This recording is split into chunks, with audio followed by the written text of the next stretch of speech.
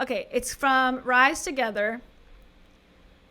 We'll just start it and see how far we get. What is most important to you with Heidi Powell? Ready? And it starts off with a stupid song. Even have a little. Skipping it. Hi, Hi. I have heart. You have heartburn? Yeah. This is a podcast, right? They played the intro song, and the first thing is, Hi! Hi! I have heartburn. You have heartburn? Yeah. So we're already off to a great start. What did you eat that gave you heartburn? Stress. I Stress is the source of my heartburn. think it is. I really think it's all the vitamins I'm taking. I'm not kidding you. I actually believe that they get stuck.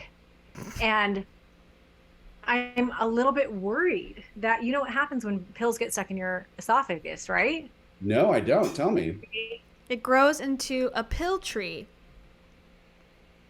No? They burn your esophagus, your esophageal lining. And yeah, I need to drink a lot of water. Hold on. Do you think that there's any chance that your conscious thoughts, as the captain, are signaling to your unconscious thoughts to have a reaction? Are you Huh? manifesting esophageal cloggage? No. No. But since that anxiety thing, there's something with my body that I'm very perceptive, Dave. I'm You very are. perceptive. Here's the thing: you're very perceptive, and also you just I got am a Are you? hypochondriac. you're a hypochondriac. You just got a brain scan because you were sure that you had a tumor, Yeah. and it's not a tumor. No, And I didn't think I had a tumor. I thought I just wanted to check to make sure my blood vessels were okay. That's it, because I was having migraines and seeing spots. You know, it's like when you have a wake up call, like a panic attack that lands you in the hospital, the reality is every single part. Her panic attack is more exciting than Rachel's panic attack because Heidi's panic attack ended with a hospital visit. So, who's got more panic disorder? Heidi. So she wins this round, everybody. You starts to go, man, I've been putting off all of my checks. Like I am so busy in my life, and I have been for 15 years, right? To where when something feels off, I have never been the kind of person to go to the doctor. I'm like, I'm fine, I'll get over it. And a panic attack had me in a moment for the first time in my life, feeling like those were my last minutes. Like looking at you, I remember being like, I'm never gonna see my kids again. Like yeah, I'm happy that it's Dave, but also what's he going to tell my kids? How is this going to like go to my, like, is he going to tell them that I love, like all these thoughts, like the people I realized in that moment that I wish, gosh, this is like such a well, crazy. just I mean, for any We're not going to talk about this, but we're go not going ahead. to talk about this. I mean, we can talk about it. Heidi, it's the first literal thing you brought up to be able to guide the conversation this way. He said, Hi, how are you? And you're like, my throat burns from supplements because I have stress from my panic disorder. I don't want to talk about it. Like, okay, come on. I don't even want to talk about it. You were the one who brought this up. I don't know what the point of this podcast was supposed to be, but you guided it very quickly and very clearly to this conversation. No, I was just saying we weren't going to, and suddenly it's here, but like, Suddenly it's here. yeah, it like really quickly, when you feel like you're dying, it becomes super clear what the most important thing is to you. Yeah. And it did. And they're my kids. And I love you. But my kids they're like an extension of me, My kids are more of me than you are. So therefore I love that because it's really more of me. Hence why I love them more than someone who's not me. Get it? really was at that moment. Oh no, as it should be. I mean, I will say as like a witness. So this is like end of July, very end of July. Heidi had a panic attack. First panic attack she's ever had. I have never ever seen anything like what I saw in you experiencing what you did, because the terror in your eyes, the like sureness that you had that you were actually dying. I could never have imagined that it was going to be the way that it was for you, and the urgency with which you were hoping I might get help and everything else. Like, it was scary. it was super, super scary. I've never tried to be so calm in such a high pressure situation in my entire life. But the idea that like your brain is powerful enough to convince you that you are dying in that moment is mind boggling on some level, because you're such a high performer. You're such a like handles stress well-ish person. Yeah, add that ish with a big ass exclamation point. Heidi Powell is not someone that I think handles stress very well. Like I said, she's got 4 kids. Yes, that's a lot of kids. It's 1,000 kids, according to Rachel and Dave. However, she's got help. She used to have a nanny. She got rid of that nanny by her own choice, allegedly. She's got 2 dads that take the kids away part-time. Heidi works from home. She has an online community. She's got Dave helping her all the time with her work. I mean, I think 99% of the world has it much harder and much more stressful than Heidi. And the fact that she's never had a panic attack until she's 40 years old, I mean, sucks that you had one, but also, like, people have them. I had my first one. I actually had the best panic attack. I'm the winner. Like, when I was, like, 7, okay? So, like, don't compete with me. I will win. But you know what I mean? Like, okay, yeah, it sucks, but, like, that means you had 40 years without panicking. That's pretty good, I think. I don't know. And in that situation, there was no like normal thinking. It was all survival thinking. I think what's more fascinating is not that my brain convinced me that I was dying, because that was easy, right? Like, to feel what I was feeling, for anyone who's done it, to actually physiologically feel the things that I feel. When you feel that, you're going to think you're dying. Like, I've had more people reach out to me knowing what I felt. And I've been through a lot. I freaking pushed babies out of my lady parts with no epidural, and I didn't think I was dying. The pain of that, Who gives a fuck? Stones didn't think I was dying. All of these things did not think I was dying, but it wasn't even the pain. It was the symptoms, the uncontrollability of the symptoms, right? So the most fascinating thing to me is that because I thought I was dying, so it wasn't my body had me think I was dying. Because I thought I was dying, I manifested actual panic. I manifested symptoms that further solidified and ingrained that I was dying. And then it was like, oh my gosh, I'm dying. And then it's not manifesting. That's what a panic attack is. I was going to say a mean insult. I'm holding myself back because I don't want to like low blow people. But, you know, that's what the panic attack is. It's not like, oh, I'm dying and I really am dying. That's what a panic attack feels like. It feels like, oh my God, I'm out of control of my body, in my experience. So yeah, that's not an additional thing that you've manifested. It's what it is. Breathing more uncontrollable. It made that it was insane. It was wild. The paramedics ended up coming into the room, and they quickly put you on a blood pressure cuff and a heart monitor, and there was 5 of them. And oxygen on your finger. Yeah, and the initial responder, because he ends up saying later on that, man, we actually respond to quite a few panic attacks. People think that they're dying. It turns out they're having a panic attack, and trying to just like reassure you, you're okay. You're having a panic attack, in the hope that like maybe you can control your breathing or convince your brain that this is all that this is.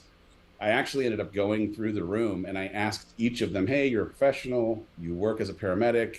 What do you believe that she is suffering from?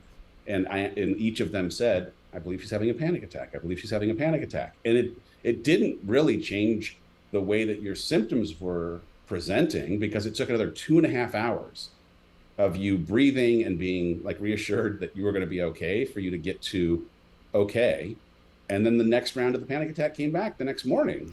Okay, so this is now, I am no expert. I only have my own personal experience. I am basically Debbie reincarnated at this point, talking about panic attacks. But I've had full-blown ones when I was younger, and they lasted 15 minutes. I mean, if your body cannot have a 2-hour full-blown panic attack, I don't think it's possible. You would probably die. The way that your nerves are so on fire and you're breathing like that, you're not having them for hours, I don't think, personally. Like the paramedics would have rushed you to the hospital, right? Like if you couldn't calm down, or they took your blood pressure and it was insanity. So I feel like she felt like not good.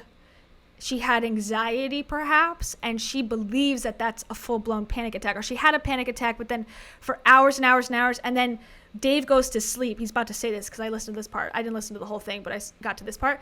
He goes to sleep and she's fine, or she's quiet, and then as soon as he wakes up, she has more panic.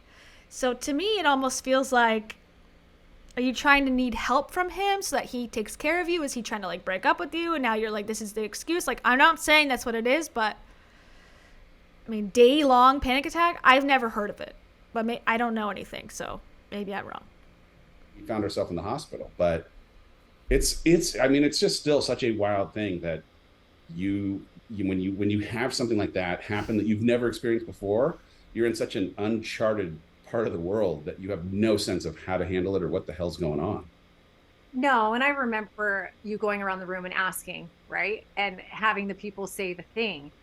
But because I was still fighting fade to black, like honestly, like still struggling to not pass out. And I thought, oh, this is me dying. Like I didn't know the difference between passing out and, oh, this is the end of it for me. They don't know I'm like seeing the light. You know what I'm saying? But like and having like feeling, I guess, man. Going back on this comment, she needed more attention. My favorite Heidi Powell moment is when this woman at her, not the Show Up Summit, but the second mastermind she had at the house where she used to live with Chris. That one, the very low budget, low key one with the s'mores bar. If you have been following this channel and the inner workings of Hollisville, this woman, they are singing happy birthday to her. One of her participants that presumably paid thousands or more than $1,000 to be there in her presence, they were singing happy birthday to her because she flew all the way from fucking like Europe to be there. Heidi's recording, and then she falls over like during the moment when this woman is going to be blowing out the candles, and goes, guys, did everyone see? I just fell over. Guys, did you see that? Did everyone see I fell over? Wasn't that crazy? Taking away the moment of this woman who's supposedly Heidi's, best friend. All these people in the group are my best friends.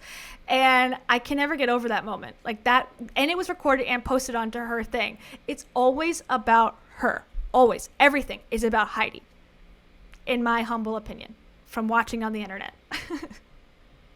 Symptoms in my body that actually felt like heart palpitations and uncontrollable breathing. I still, no matter how much I was deep breathing, I could not get out of it.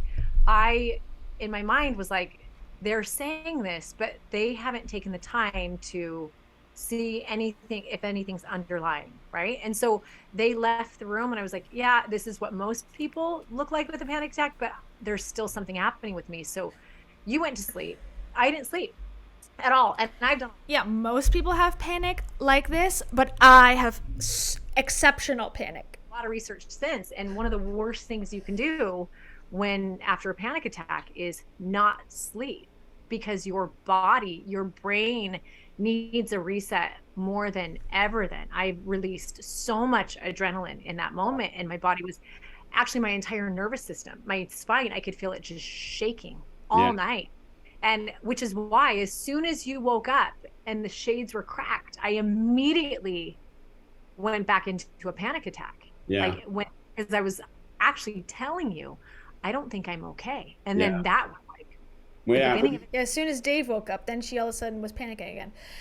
Okay, John says, can I see that somewhere? Yeah, there's the live stream where I covered the mastermind. I don't remember which one it was, but I'll look and I'll post it in the comments of this video when I find it.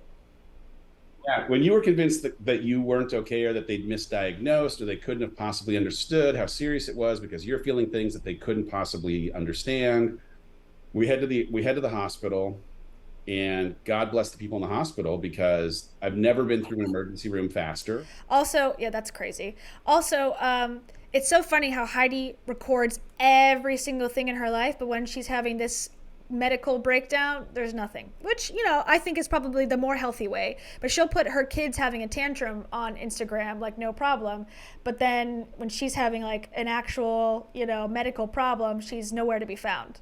And then she said she was really sick. She's like, oh, I have COVID or something. She like made up an excuse, which, okay, I guess that's fine to lie about or whatever. But why tell all the details 2 months later? I don't get it. I don't understand the point then. Like they could see how serious a state you were in, and they immediately got you on the EKG, which was genius because you were so certain that you were having a heart attack.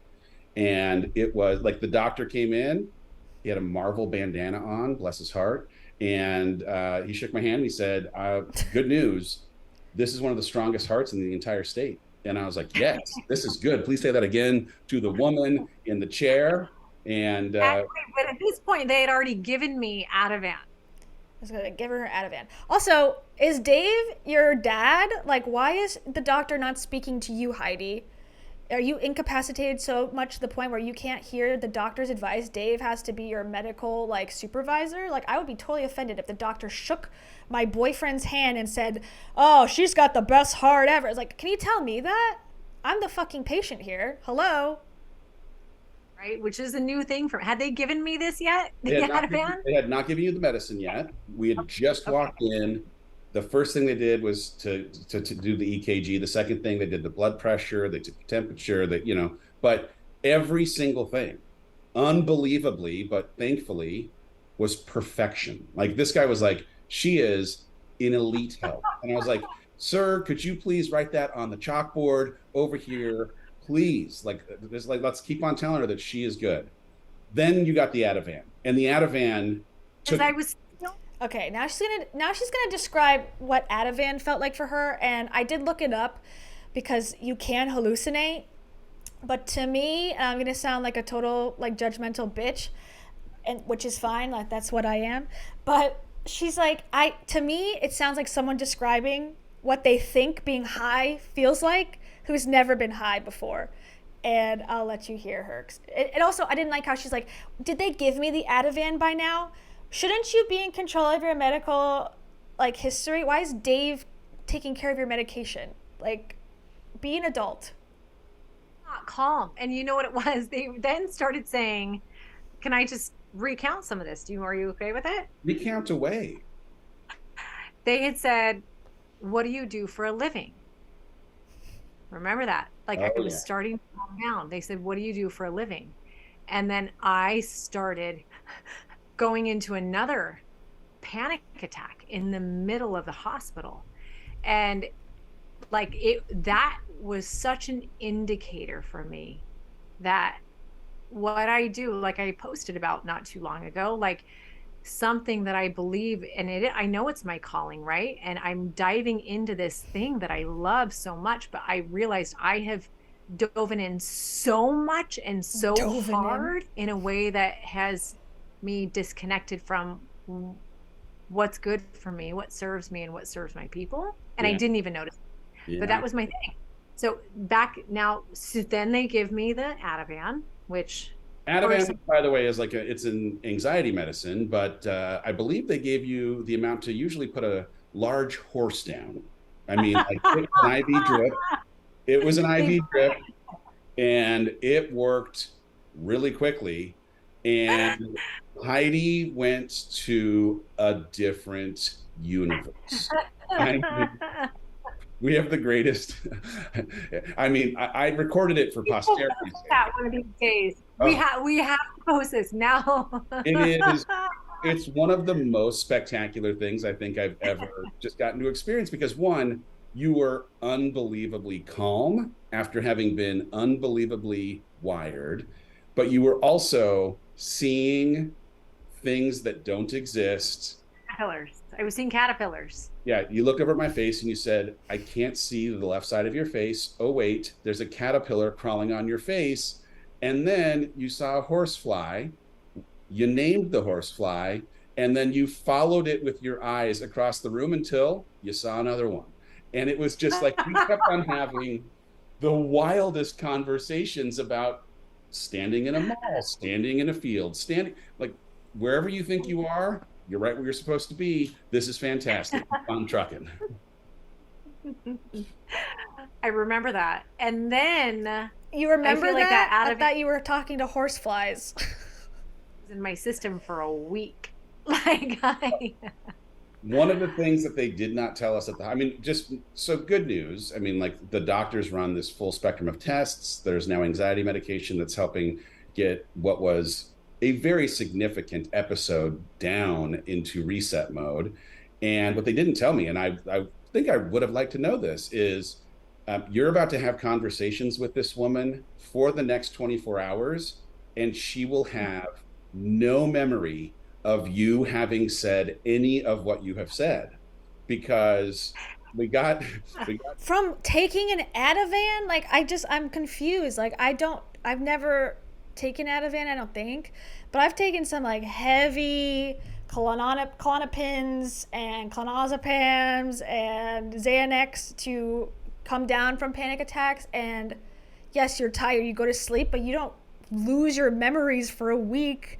Like, I've had certain ones where you lose your memory temporarily, but this seems like I'm the only one. I have more of a reaction to medication than anyone else has ever had. Like, I don't know. It just seems like, to me, it came off as very fake. Like, you're caterpillar specifically because you've talked about being a butterfly person. I don't know. And we're recording it and it's so funny. I don't buy it. Sorry. got you back in bed, and you immediately fell asleep. And about an hour later, you woke up and we had a conversation, and you fell back asleep. About an hour later, you woke up, and we had the exact same, you asked the exact same question, and that happened over and over for the next like 12 hours. It was so crazy. Yeah, I think it was longer than 12 hours because I remember a couple times the next couple days. I think you were only there one more day. Yeah. But that next day in Arizona, when we had gotten home, you had said, I've had this conversation. You weren't mad, but you're like, I have had this conversation with you. So I've even had it twice since you woke up today. And I'm like, what? So I remember a couple times thinking, oh my gosh, like, did something happen to my mind? Am I always going to be this forgetful? Like it, and that would further ingrain. Heidi has already been forgetful before the Ativan. Let's be real. She forgot, like, makeup. She's forgotten her suitcase. She's forgotten, her credentials, her place, her lane. Yeah, okay. Like something was wrong with me, right? Now, and you had to leave. Well, no, what was amazing in the hospital, once the Ativan started, you now felt the freedom to represent your expertise as a physician to the physician. And so this doctor walks in, and I thought I had a blood clot. Remember? You were certain that you were certain you had blood clots in your brain, and the certainty of the diagnosis was something that you asserted to him multiple times in the multiple times that he came into the room. So the first time he came in, he was just like, "Oh no, I am certain. We did a test. Your blood has no clots. You are in perfect health. Thank you for coming." And then he came back about 15 minutes later, and you had the blood clot conversation with him again, and he was like, "Oh no." The third time when you brought it up, he said, "You know what? I'm about to do rounds. Would you like to come help me diagnose the rest of the patients on the floor?" Which I appreciated this man and his humor. That sounds like, shut the fuck up. Let me do my job. You idiot. Gosh, yeah, that was interesting. And even as you say this, it's so funny because now just last week, I actually, since I got... Yeah, let me buy a course from this woman to help me fix my life. That sounds like the next step in this story. I was ordered by my doctor to do a brain scan, to go see a gastroenterologist. Because again, so many symptoms manifest as the result of a panic attack, right? Like things that truly, like, even if they were symptoms on a daily basis in my life before panic attack, I don't think I would have even noticed them because I spend so much time. Did she just say panic attack before panic attack? Please tell me that was a slip. Please tell me. I cannot handle if we start calling this before panic attack. I will leave right now. right? Either busy with work, busy with you, busy with my kids, all these things. Not a lot of time do I spend busy with myself, Mm. which those people watching right now, if you're watching this or listening, whatever, Dave and I are in separate rooms and neither of us have our kids. And part of the reason is a realization as I've, these past however many weeks, months have passed is like, one of the things I don't think, I think most humans were so flooded with stimulus and with things and with to-dos that we don't spend, we're human, what is it? Human doings instead of human beings. Yeah. And we need that time alone. We need, like, I realized through this that one of the things I'm missing is a connection with myself in a way that doesn't have me being alone and feeling like something's wrong. Because I've never had. Heidi has come to this realization 15 to 17 to 2,000 times in the last year that I've been following her as a character in Hollisville.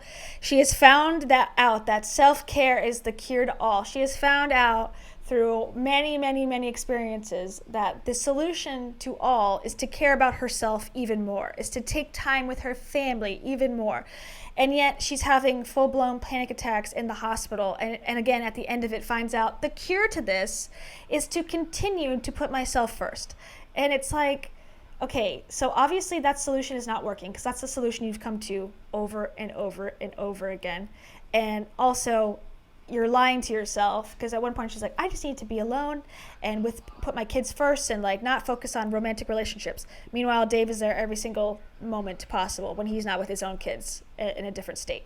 So it's just like I mean, I would never take her advice or listen to her advice in a million years. But as someone who would, this advice is repeating itself over and over again with no like fix.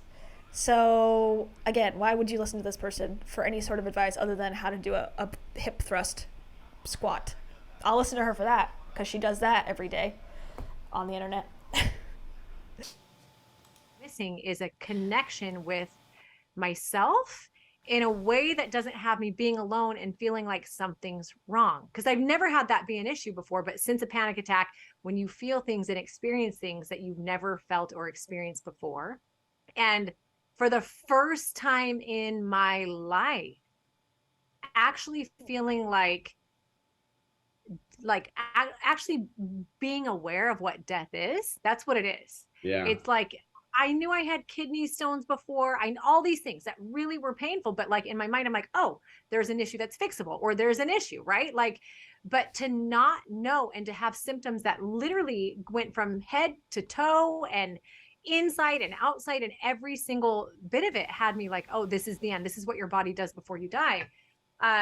One of the things I realized I wanted and needed was time with myself to like get to know myself, to get to know like what these things mean. But when I had a near-death experience, I just wanted to just be alone more with me.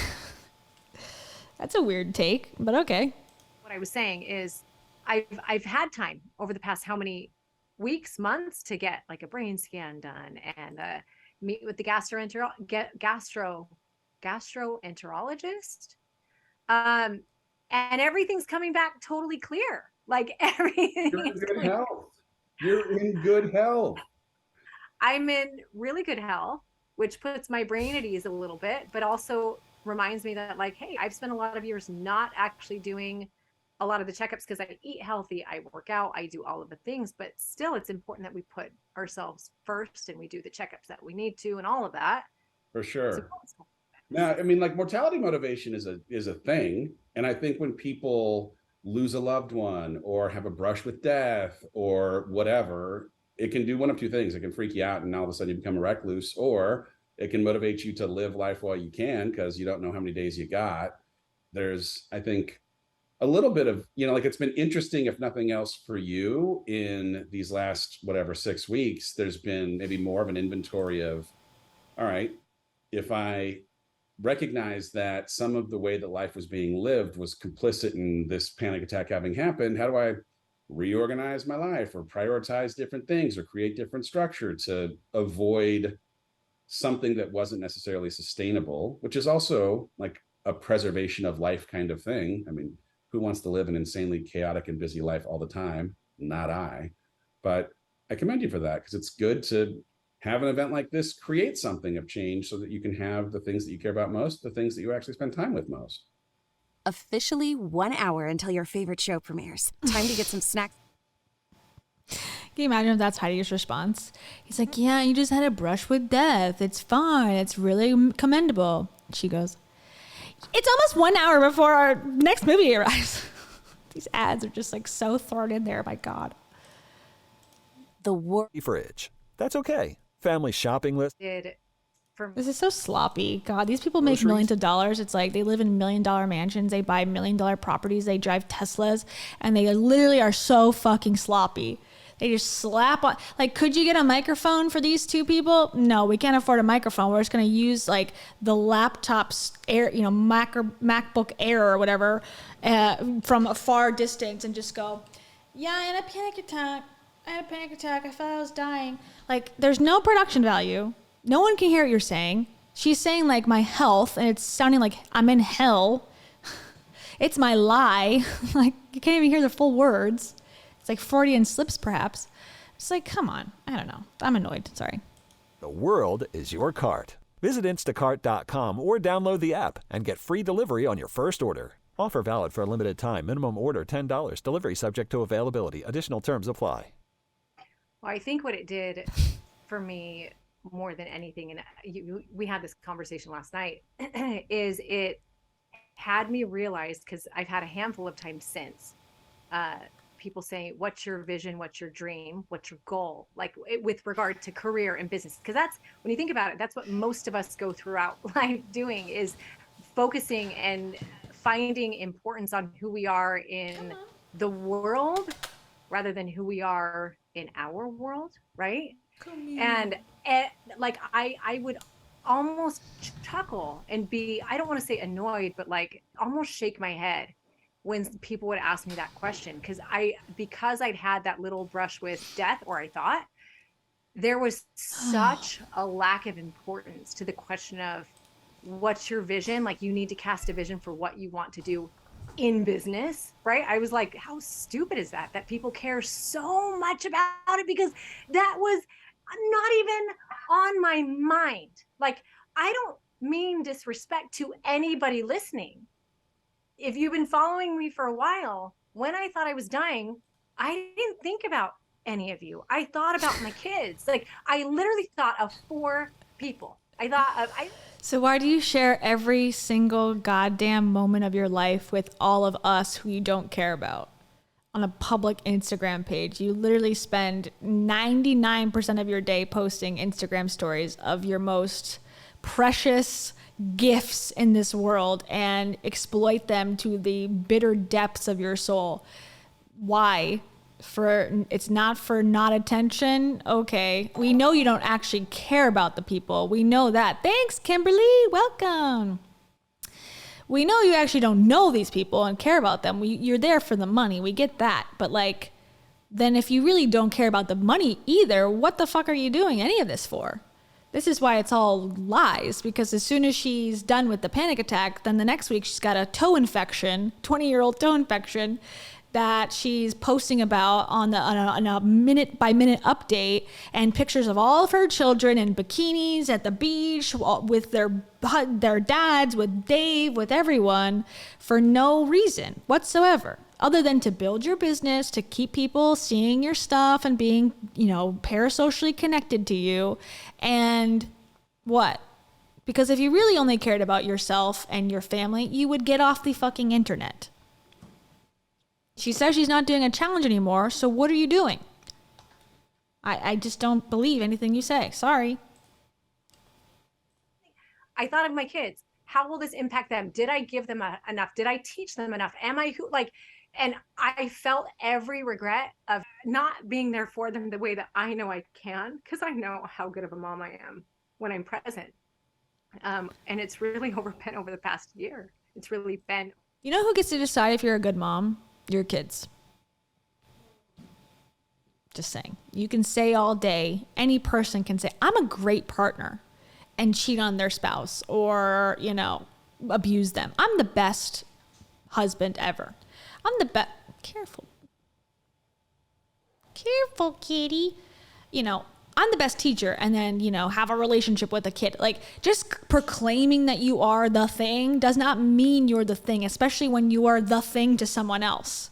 Like, they're the ones who decide she is the best mom in the world. That's a nitpick, but, just because she says it doesn't mean it's true. The past year. And so that's where I put most of my focus after.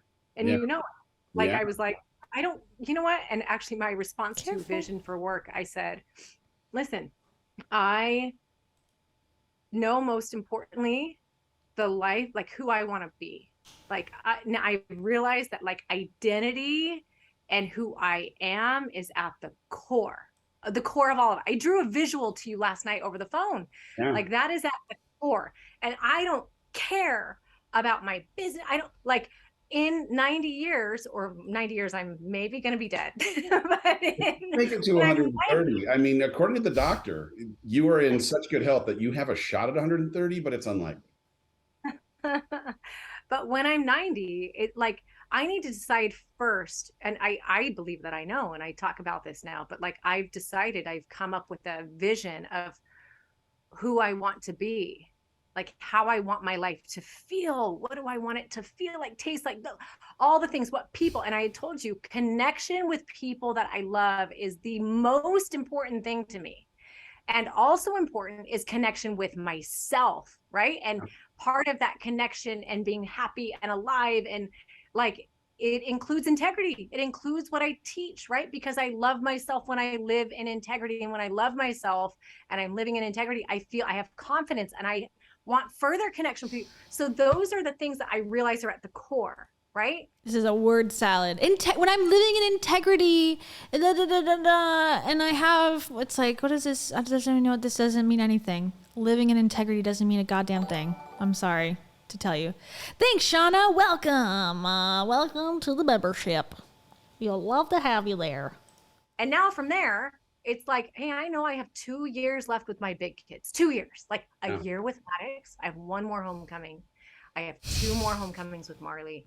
And then like they're out of the house. So that now is like the next layer, right? So at the core is that who I want to be. The next layer is definitely my kids and my lifestyle with them, right? Now, part of a good lifestyle and what I want to teach them is me chasing my dreams, but not at the expense of me being who I want to be for me and being who I want to be for them. Yeah, right? I'd sent you back. Why do these people constantly like the person I want to be? Like, aren't you already a person that you're selling yourself as at this moment in time? There's always a person they want to be in the future. Like, Heidi, you're 40 years old. Of course you're going to change and evolve, but like you want to be a completely different person than where you're at now. Why? Then what's the point of all the work and all the money again you've spent to develop the person you are today? They always want to be the version of myself I want to be. It's because that's always the thing in the far distance. Like I'm always achieving something later. But the lesson of life is supposed to be, what they'll tell you, but they don't actually follow is live in the present. Do what you can in the present, enjoy it as much as you can, and that's it, right? I don't know. I'm missing something. They're always trying to be like, I'm trying to live in integrity to become the person I can become tomorrow, and I can be living in myself and my dreams. Like, your dreams? Haven't you already been living your dreams? There's more dreams that you haven't achieved that you're still like pissed off you haven't gotten to yet? Seems like a waste. A note of like, they need your presence more than they need your example. And I more mean the example is like example of you chasing your goals. Like they need that. They're going to get it no matter what, but they need the former more than the latter. And if you only apply them the latter, it doesn't matter because the absence of presence, you being the greatest hustler of all time will leave them screwed up, like they need your presence. Yeah. And I have been a huge advocate of, and I believe it, like you can be both. You can be both. And what I'm saying right now might not sit well for somebody else because your balance looks different than mine. And it's okay. It doesn't need to look the same. But for me, and I've ebbed and I've flowed, right? Like it is so important. And I know you had mentioned this before, that you had written it in a book. Like it is so important for our kids to see us chasing our dreams and to have our kids see us living our best life. Okay. Yeah. And it might look however it looks for anybody, but yes, not at the expenses of us being present for them. And like, I don't know if I mentioned this to you last night or I was just thinking it, but someone's going to raise my kids. Someone is, right? Like, it's either going to be me or a nanny, right? And the reality is, the kids are going to take on the traits and the characteristics of the people they are around the most, the people that they are deepest connected to. Like, they're not going to take on the traits and the characteristic of a parent who's not present, but chasing their dreams and reaching their goals and impacting the world. They are going to become like the ones that they're around the most. Like, our kids, like, sometimes my kids will have sayings that like a nanny has, or Noah, like some of the ways that she talks sounds like your nanny. And we laugh about it, right? That's because they become who they're around. And so for me now. Whose fault is that, Dave? I didn't finish this podcast, but I already knew that or Heidi had made a negative comment about Noah and the nanny, but I didn't hear it until now. But that is pretty fucked up, I think.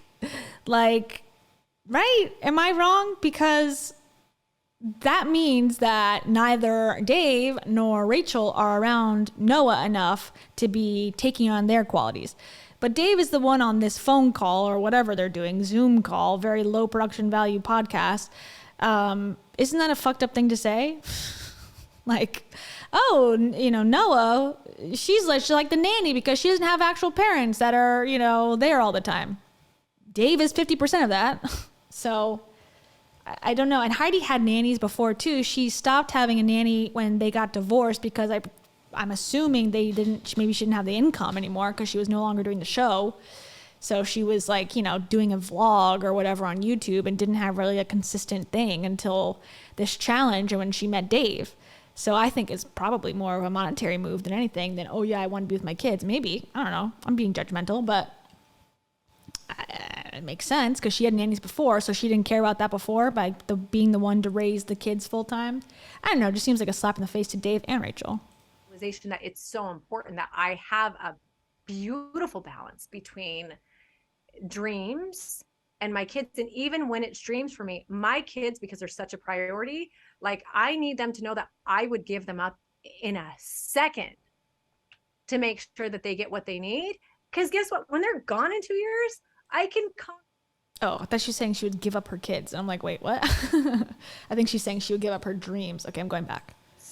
And my kids, and even when it's dreams for me, my kids, because they're such a priority, like, I need them to know that I would give them up in a second to make sure that they get what they need. Because guess what? When they're gone in 2 years, I can conquer the world. I know my ability to do anything. I can do that when I'm not. Heidi, baby, you can't even run an online fitness challenge without having a total breakdown. You can't even do a Facebook Live on your computer half the time. You're going to conquer the world? How about you start small now? Like, you're my therapist, and I had these epic dreams for my life, and they were so unrealistic that when they weren't happening immediately, I was like, I deserve to be a NBC anchor by now. I'm 21. Like, what the fuck? But it's delusion that's usually caused by trauma. I'm not saying that's what she's got, but that's what was happening in my case. And I wonder, like, are you really able to take on the world? Or did you get a little lucky earlier in life, which I also think I did, with certain things like achievement in like high school and stuff. And then you think like that just because you did it once, you can do it again, but you really don't put any effort into the thing that you're actually working on, but you have that expectation because you're deluded that, oh, this is going to always work out forever. I'm saying as one to another, maybe that's what's going on. And I went to therapy over it and still am in therapy over it. Things plus that. Thank you, Pablo. Pablo picked a pair character bowing down saying, thank you. Well, you're welcome. And I will say, this is my new goal in life. I try my hardest to not work. I try my hardest to not work. And also, It's okay to cry. So there you go, Pablo. That's your advice from me to you. Okay, going back. Out of precious time with them in my home. Yeah. You know? Well, you just had a brush with it this last weekend. We had homecoming weekend, both of us. And like your reaction to homecoming was emotional at a minimum, because you're having this one, your kids are gorgeous and they've gotten old just in the last couple of years that I've known you. But there's also, your kids are gorgeous, Dave. What the hell? Her daughter's like 16, so just stop saying that. They're gorgeous. No, stop, please. No. Heidi, tell him. No. Stop saying that, please. a reminder when you see them all dressed up and looking like young adults that they're closer and closer to leaving the nest. And I mean, it's a wild thing to have these kind of milestones come and be something that's like both parts, like a celebration and also a little bit like sentimental. Yeah, it is. You know me though, and I think even before the panic attack, since I met you, I mean, I met you at a phase where it was like, I am giving up work and God and the universe is going to provide a way, because I've spent 12 years not being present for my kids. I've been present to build something for the world. My kids need me, right? Yeah. Because now Maddox and Marley, having been through 2 divorces, and Cash and Ruby going through their first divorce, like I mean, at least she's admitting that, like, the kids are going through the divorce. I don't think Dave has ever really said the kids are going through the divorce. He always says, me and my experience with the divorce, the kids are fine. They're great. You know, or Rachel's always like, my, you know, ex-husband, da da da. But she never really talks about the kids' experience going through the divorce, and then their parents immediately getting partners within like months of them having 2 parents who were their parents. They never talk about that. Rarely, if ever. They'll talk about their kids being gay. They'll talk about their kids having pinworms. They'll talk about their kids, you know, getting broken up with. It's not like, oh, they're respecting their privacy. I just don't think they think of their kids as having a role in their emotional turmoil, is my personal take on it. I could be wrong, but that's what I think, because it's not like, oh, they keep the kids private. No, they share everything. They're in bed together. They got pictures and videos. It's gross. So I'm sort of happily surprised that she's at least saying the kids are affected by my choices. That's a first for me, hearing that. I care more about those kids than I care about any humans on the planet. And you met me at a time where I was there, right? And then got busy again. But even through all of it, there's never been a family moment or a vacation, which we've only really taken one vacation to Hawaii, but or a holiday where, like, it is a very like emotional thing for me. And it's like when I get close, when I'm able to just meld in and melt into family, the world actually disappears for me. And I'm like, nothing else matters. It's so wild, because I'm a little. Then why do you post 17,000 stories on Instagram and also tell everyone every detail about your kids and their day-to-day life? I know every gift, every like fucking like Christmas gift that your kids got, because you record them on the phone and then post it to everybody. This is just a lie. This is a bold-faced lie, Heidi. Bold-faced lie. And I think she just doesn't understand that that's what she's doing. She says that this is the thing that she thinks is true, or she thinks people want to hear, but then her actions are completely the opposite. Envious of what seems like an almost uniquely positive emotional experience for you around these big milestones and holidays. And for me, I'm still in a both state, in that, and we talked about this at homecoming, like there's something about these big events. They're so obsessed with homecoming. Why? My children went to a dance and to a football game. This is the defining moment of our parenting. Like, why is this like the thing that matters? Or these big holidays or the birthday parties or whatever that come up, and I've tended to be the host of the birthday parties. I do like to throw a, big old inflatable slide in the backyard and have 1,000 people come over so that I can feel overwhelmed all afternoon. But there's something about, It's probably because you don't want to talk to your kids. You rather just have them bounce on a bounce house. So you don't have to deal with like their emotions. This podcast is called What is Most Important to You with Heidi Powell. Once again, a podcast that no one needs to hear, but here we are. the aftermath of divorce and me still feeling a little bit of this, like, man, these were things that we were supposed to do a different way because of how I thought things were going to, ultimately work out, but didn't.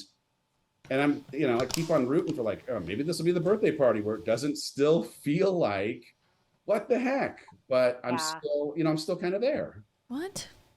I think it, for you, maybe because those weren't things that you manned or like you managed when you were married. I don't know. Maybe it's because it's like now it's an extra chore or an extra task for you. Does that make sense? Like an extra thing that previously you would have shared the load or shared the weight of. And now you're holding the weight on your own is what I mean to say. That she is so passive aggressively insulting him all the time. Heidi is like, I mean, I don't know if Dave's dumb or just doesn't care, but like she really makes Dave look bad.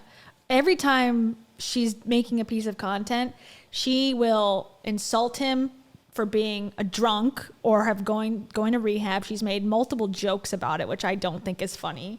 She'll say like, oh, your daughter sounds like the nanny. Okay, that's a joke or a statement she's made within this actual podcast. Now she's saying like, oh, when you were in the marriage, you didn't do any of this stuff. That's why it feels like a chore to you. Okay, that's probably true, but that's also like pretty mean to say on a podcast recorded. That, I mean, he's choosing to post it, so who cares? But like, sort of like digging in at him pretty deeply, I think. And and to answer the question about homecoming. So if you're not from the United States, or Canada might have it too, but homecoming is when fall football season is ending and it's like the last home game of the year, usually, unless they're going to like playoffs and states and whatever, but it's like the last home game, regular season game. And everyone, that's like the big game to go to, and you really deck out in like your school colors, and there's pep rallies usually. And then afterwards, like the next day or even sometimes the same night, there's like a big dance that's like prom, but it's during fall and it's for all classes. So freshman through senior, at least in my case. And I went every year when I was in high school because I wanted to be involved in everything. So, yeah, that's what I did. I'll find a homecoming picture of myself in 1 second. I have it on Facebook. And you didn't technically choose your divorce, like you didn't choose it. So I think you're still processing. That quote is, what messes us up most in life is the idea in our head of how it's supposed to be. I think you had an idea in your head from the moment you got married of how these holidays and these big milestones would go, and it's shared responsibility. It's shared, and even not shared responsibility, but it's shared celebration, right? And you right now in me don't have someone that lives half the time in Texas. So when you're going through these things, you don't even have me to celebrate in person with, right? Yeah. Well, I mean, like, and about, to be honest, like Ray and I are not as close as I think I thought we would have been in the aftermath of divorce. And I think there's still a little bit of like, man, it would be cool if we could be in a more amicable place and actually celebrate. Like, I mean, I am envious of the relationship that you have with your exes. I think that was a polite way for Dave to say what he wants to say, that they're not, good. Rachel would have been like, my ex is a piece of shit. So I think he, in this, again, gonna give him a little point here. He's been more nice about Rachel. He has not insulted her as much as she has insulted him, I will say, via podcast back and forth. The fact that I'm as close to them as I am, and we're not there yet. And maybe one day we'll get there, but like we were standing next to each other at homecoming watching Jackson knighted as the Duke of the sophomore class. Congratulations to him being coronated. And I was like, yes, this is cool. What a nice thing that we had 8 seconds next to each other before going our separate ways. It's, I think I want it for my kids. I think I want it for I think it's also just like the story of my grieving process has been grieving the way I thought things would be. And, it's like shedding, oh no, like grieve what is, grieve what was. Yeah. I think yours is harder too, because there's so much of it. Like on Derek's side, none of what we go through is public, right? And I don't really take anything public with Derek. We have so many struggles, but it doesn't make it out there to the world. I don't talk about Derek publicly. Until now, we hate each other. It's like, you don't have to be public with Chris if you don't want to. You definitely don't have to be public with Dave, because Dave does not have a job or a career other than, writing a book that was unsuccessful and writing a children's book, which I, doubt will be very successful. What's the point of putting him everywhere? There is none. You could make a choice to not include them in content, period. But okay, let's see how bad Derek is. So I think that it makes it's easier for me. It is much easier. Like, I mean, when Derek and I, we go through stuff all the time. But like today, for example, and yesterday and this week, we're in a really great place, but it doesn't mean he and I didn't have a fight 2 weeks ago, but we fight like brothers and sisters. And same with me and Chris, we all fight. I think it's like when you're dating, and at least for me, when I was dating a guy and the guy would wrong me and I would tell my mom and dad and my family, it was over. It was over because I just poured fuel on the fire that is that relationship. And I think because you both are more public people, it makes it harder. Chris and I fight, but no one hears about it. Like, no one knows that Chris and I fight, and we make up. Yeah, we do know, because it's obvious. Okay, here's a picture of before homecoming.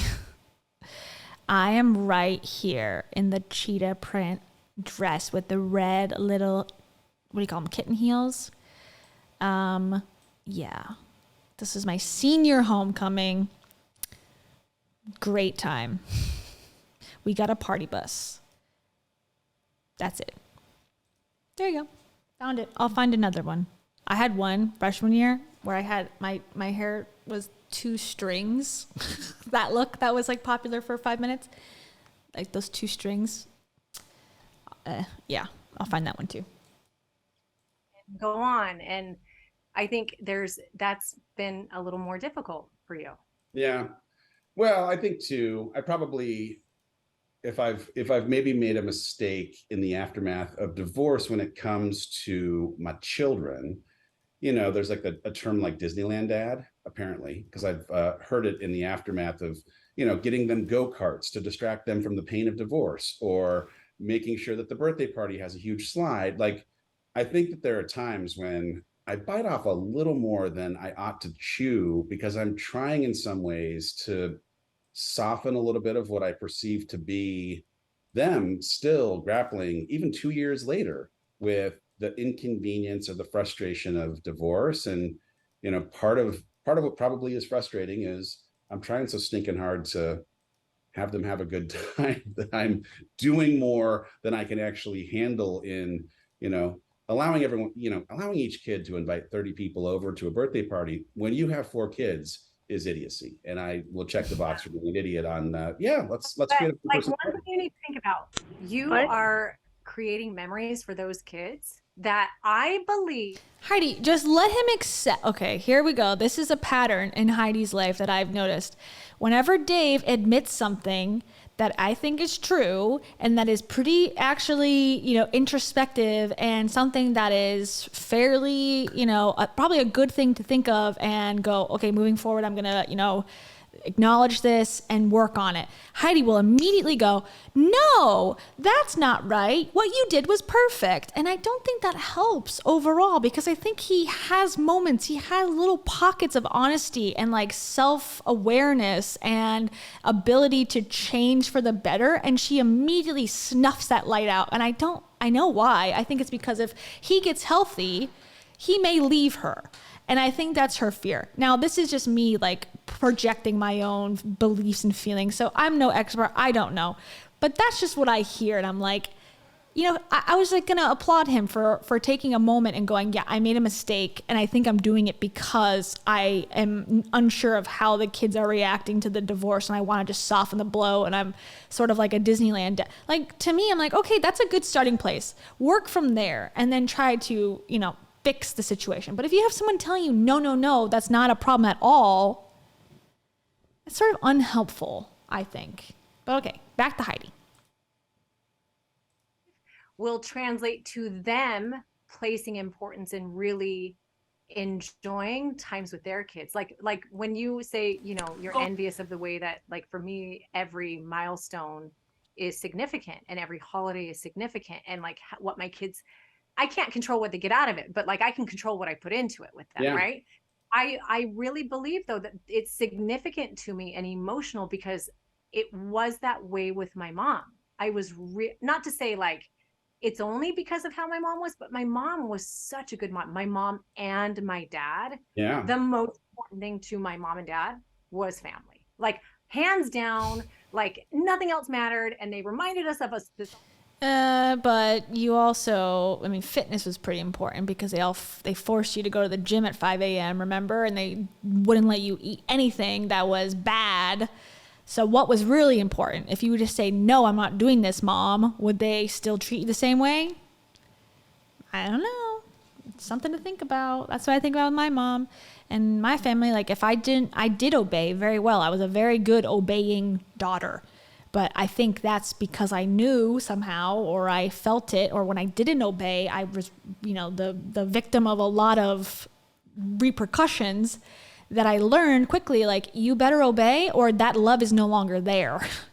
And so I wonder if that's the same in her case as well. I'm not saying it is. I'm just saying it could be. Of this all the time. And they would even, like, when we'd fight as siblings, they would do what I do. I'm like, oh, you're fighting? Well, you're grounded from your friends because clearly you need to work on your relationship with your brother and sister. You guys go play together. Like, that's very much how they were. And I'm so grateful because I have a killer relationship with my family. Yeah. I have a killer relationship with my mom. And those things, my mom loved dances. Whether she loved it or not, she made us think that she loved it. My mom was there. Like, holidays were a big deal. And as I get to provide those moments for my kids, I am brought back to how it felt to have a parent or parents that made it significant and important. And I'm trying to recreate that for my kids. And I'm it's a nostalgic experience. Yeah. And I'm sad that I can't forever, That's the sound of another sale on Shopify. I'm scared. Come pick me up. Oh, I love that sound. That's the sound of a fart from Dave Hollis. Okay, let's fast forward out of this ad. Including Fate can sell Advice entire. Who in the last week both lost their phones. Today by visiting shopify.com/Odyssey podcast right now. That's shopify.com/Odyssey podcast. You just made me think of something because I have two children who in the last week both lost their phones. Yeah. I want to talk about like prison yard outbreaks of upset humans. Take two phones away and just see what happens when they are as attached to these stinking devices as they are. But it has actually, it's wild how different behavior can. Let's see how Heidi reacts if you took away her phone. It'd be the end of the world, okay? The world would stop spinning if Heidi did not have her phone for 2 days. In like 3.5 seconds when the phone is not an option. It's crazy to me. It makes me want to take the phone away even more. Yeah, I agree. Like, and I think every child's a little bit different, but like for some of my kids, one of them in particular, because they all have different reactions.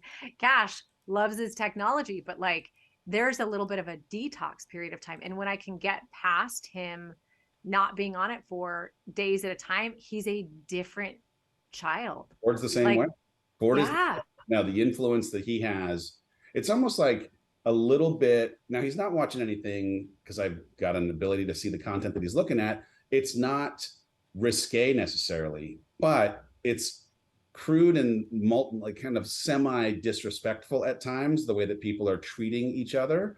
And I think that just it's exposure. Like if you're exposed to someone who's disrespectful, guess what? You're likely to be a little less respectful to the adults in your life. And the absence. Again, what are we talking about this for?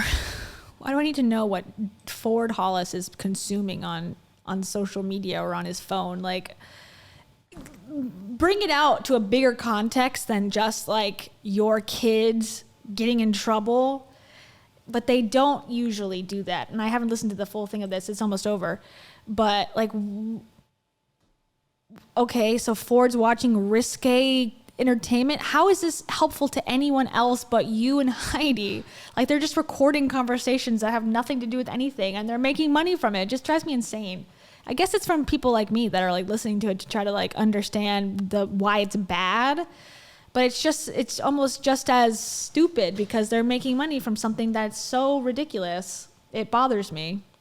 Screens change a little bit of the persona that they tip into when either they're threatened and they don't feel like and also it's like, but also like the two people who are talking are like the most phone addicted people that exist. So where do you think they get it from? They're watching Heidi, they're watching Dave on their phones 24 hours a day, talking to the friends on the internet.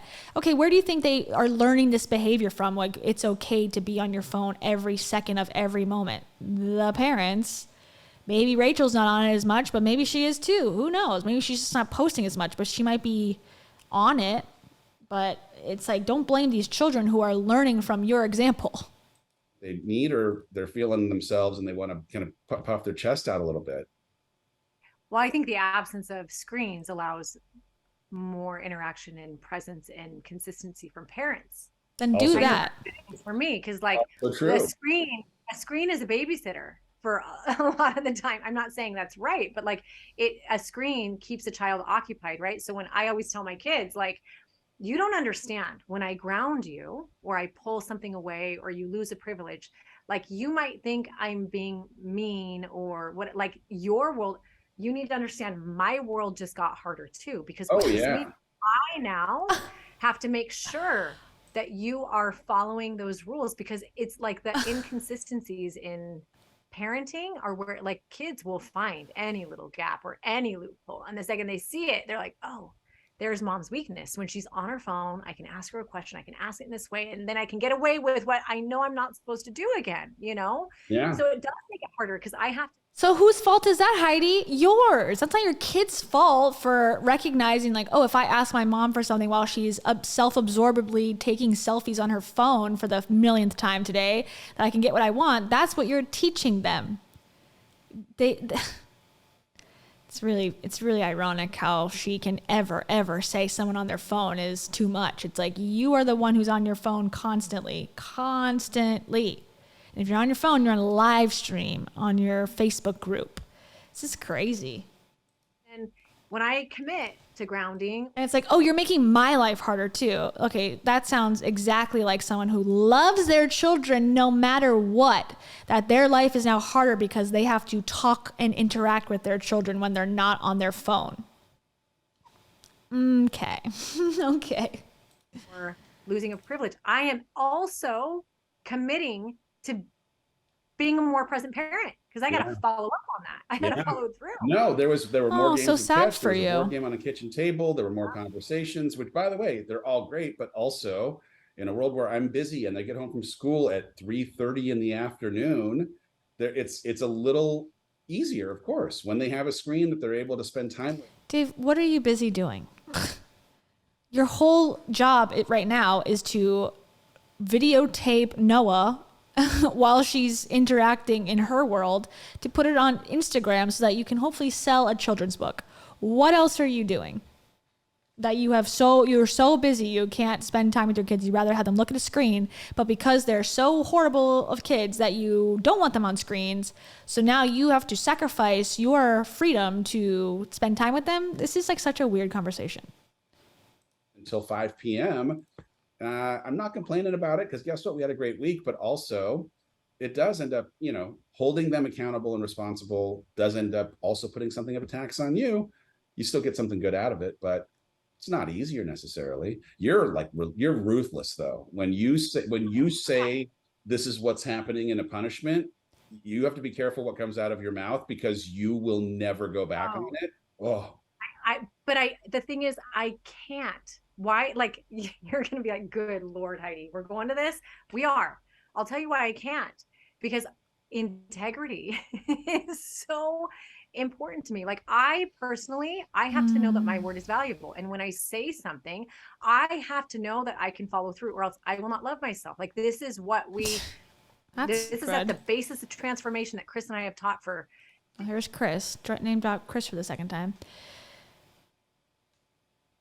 I don't think that's how you should love yourself, is if you can stick to your child's punishments for the amount of time you originally set it forth. I don't think that's a healthy way to find self-love.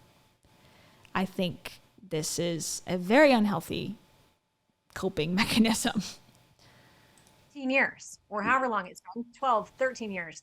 But that goes with my kids too. Like, and I know if I say something to my kids and I don't follow through, I'm not going to respect my authority and they're not going to respect my authority. Right. And so it's like, which means like if like, I don't want to deal with I almost have to act like I don't see it. Cause if they know that I saw it and they know that they got away with it, right, then I lack authority in what I do.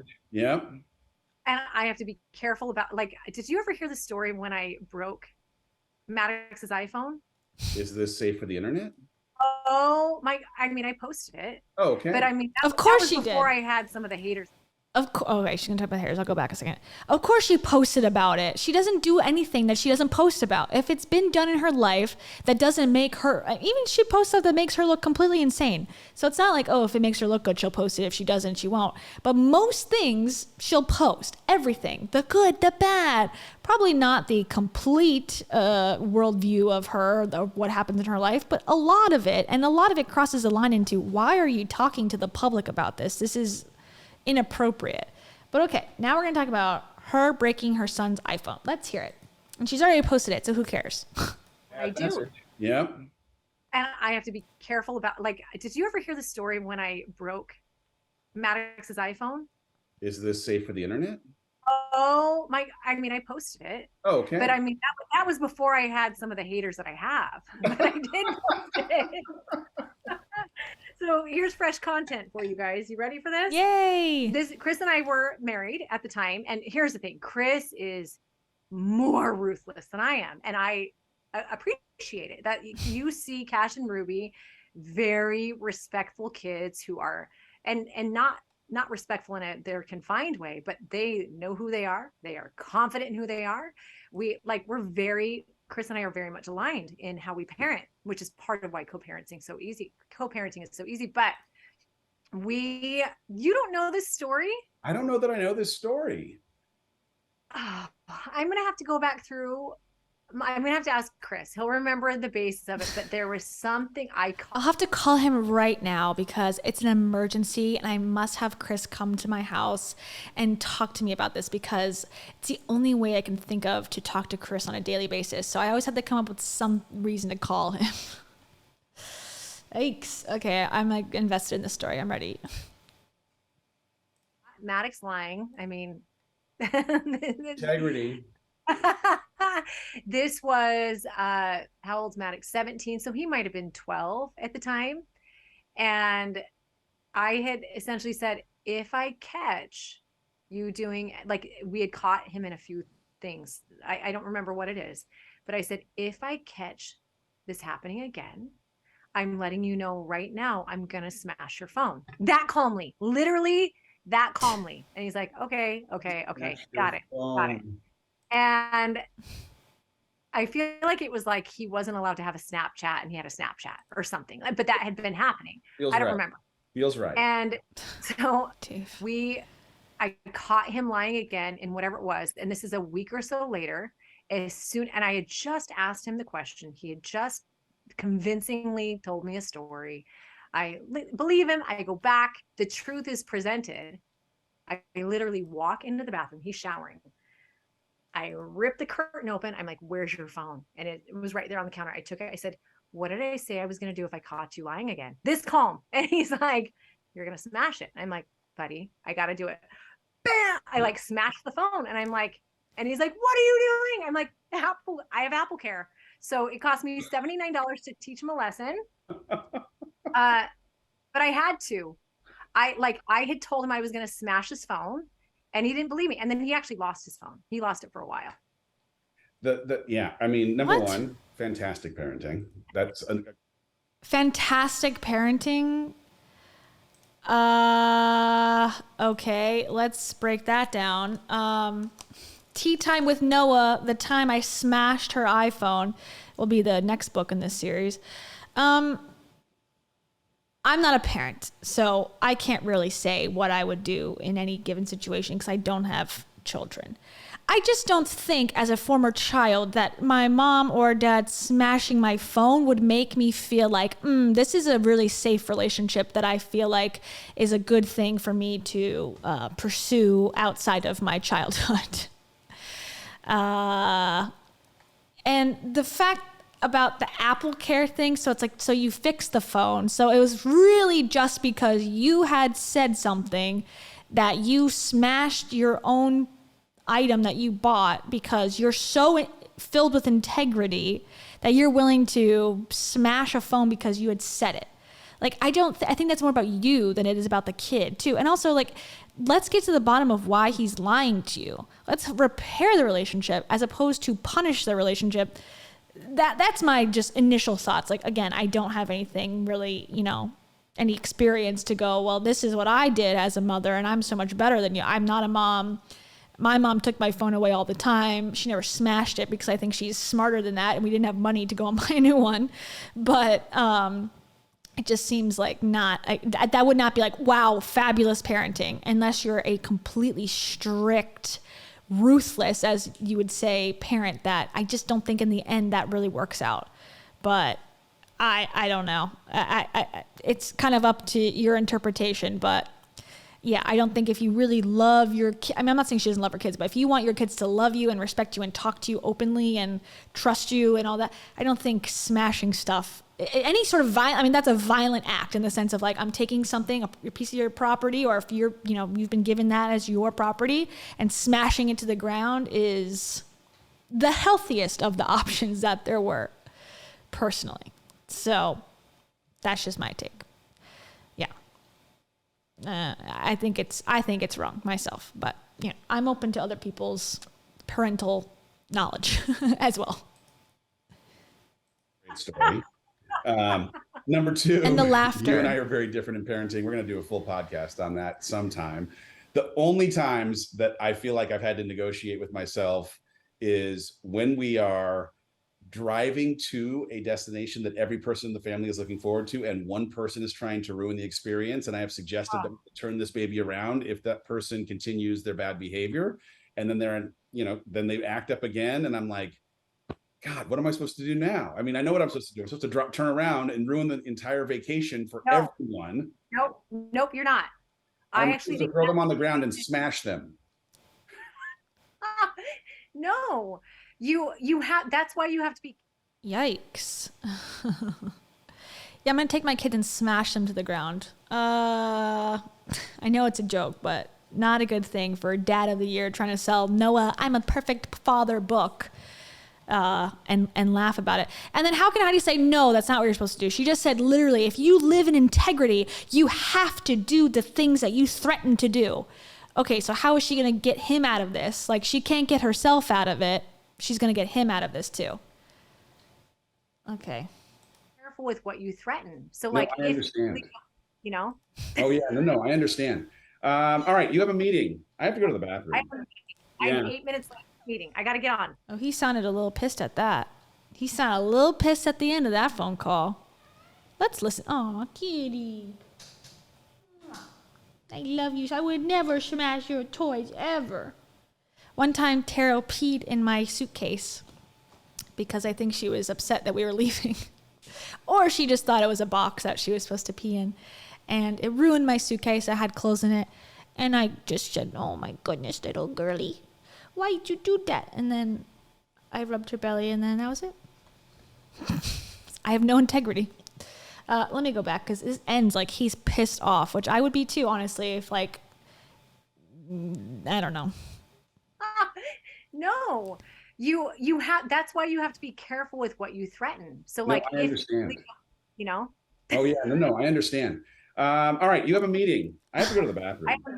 I have 8 minutes left meeting. I got to get on. Hey, not bad for a podcast where we didn't even talk about what we're going to talk about for the most part until we turned the microphones on. All right, good work. You're gorgeous. I'll Love let you. you go through and figure out what stays in and what doesn't. Yeah. I think it's all going to stay in, except for that very last part where I was being a dick. I think you should keep it in. I think you should keep all of it in. You weren't being a dick. But because the truth, like, let's talk about that for a minute. Okay. The truth is, how annoying is it sometimes? We all have pet peeves about the people that we're with. Every time you tell me an issue, I have a solution. Like, no one wants to have a solution every time. That's annoying. You know what? I mean, here's the thing. There are some days where I just want to be able to share an emotion that I'm experiencing and let it just be received and seen. And 100 times out of 100, you are there with remedy immediately. And sometimes I can't even finish explaining the feeling before you've given me the remedy, which is also like, it's fast acting. It helps me think about how to solve it before I've even fully processed the emotion. And I appreciate you for that. What? You know what? At least we can laugh at it. We can laugh at it. We can laugh Thanks at for dealing with it. What's that? Thanks for dealing with me. Oh, man, dealing with you is a pleasure. I love you. I love you too. All right. We'll see you next week on the Old Rise Together podcast. This Bye, is friends. a bad podcast. This, ladies and gentlemen, is what we call social media experts and media moguls. This is the type of amazing content that's changing lives every day and gets Shopify ads and AT&T wireless ads and is helping them survive and purchase land and thrive in our society. This is the wonderful content that we are bestowed, that is bestowed upon us. That was not what I was expecting whatsoever in that podcast. I have a lot of mixed feelings. They don't seem like they're happy. So if you're not happy, what's the fuck's the point of being together? Other than the obvious that they're both lonely, but there's other people you could be with, man.